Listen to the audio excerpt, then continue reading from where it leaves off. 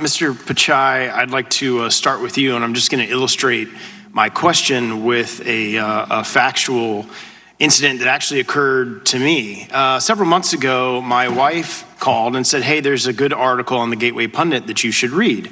So out of curiosity, I was up here in Washington. Out of curiosity, I Googled Gateway Pundit. And it didn't show up on the first page, didn't show up on the second page. There was a bunch of different blogging sites about how there were disagreements with what was on the Gateway Pundit. But I actually had to type in gatewaypundit.com to get to it. Interestingly, Google didn't allow me to get to the actual website. That was a couple of months ago, before this hearing was set to be heard, before this hearing was noticed, before you knew that you would be appearing before us today, and that this is an issue that obviously conservatives and Republicans have had. Last week, after this hearing was noticed, I did the exact same thing here in the Capitol.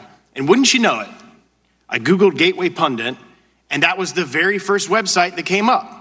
Now, this isn't from a constituent in my district. This isn't from somebody telling me. This isn't a news report. I actually physically did this on my laptop here in the Capitol several months ago and then today. So clearly, something had happened between not being notified that you were going to be appearing before our committee and then last week knowing that you would be appearing before our committee, and suddenly conservative websites are now at the top of the bar when you search for them. So was there anything done at Google between a couple of months ago and last week or the week before you appearing today that has changed your approach to silencing conservative websites?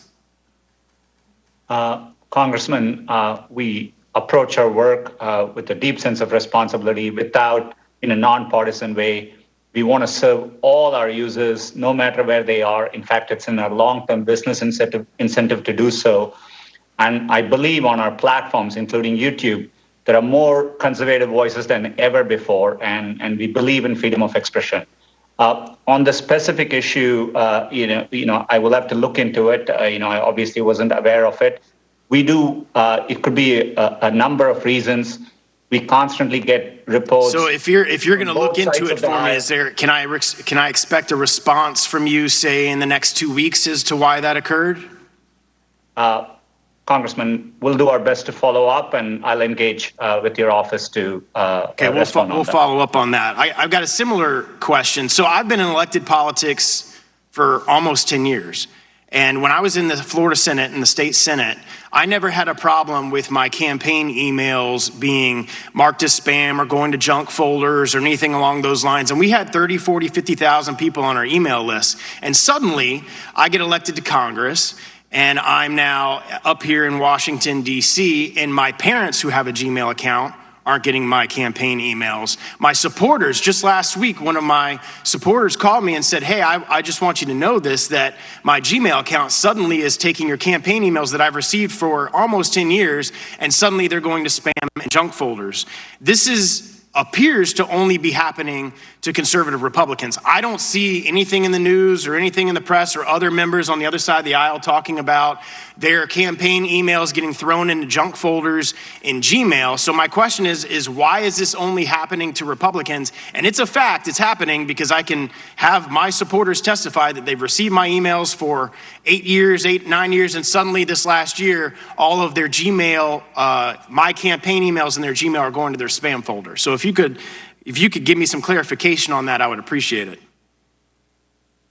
In Gmail, we are focused on what users want, and users have indicated they want us to organize their personal emails they receive from friends and family separately. And so all we have done is we have a tabbed organization, and the primary tab has emails from friends and family, and the secondary tab has other notifications and so on.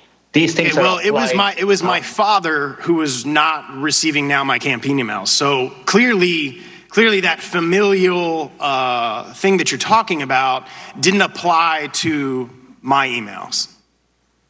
Our systems probably are not able to understand that that it's your father. Obviously, we don't have that context there. We just apply it neutrally across all organizations and.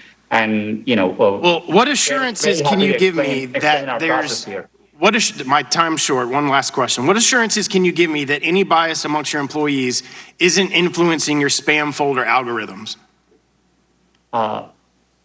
Congressman, there's nothing in the algorithm which has anything to do with political ideology. And, we do get complaints across the aisle. For example, the World Socialist Review complained in January of this year that their site wasn't found in Google search results. And so we get complaints, we look into it, but, we approach our work in a nonpartisan way, and it's in our long-term incentive to serve users across the country. And today, that's why we invest in our radars in 49 states across the U.S. so that we can capture all viewpoints. Thank you. The gentleman's time has expired. I now recognize the gentlelady from Florida, Ms.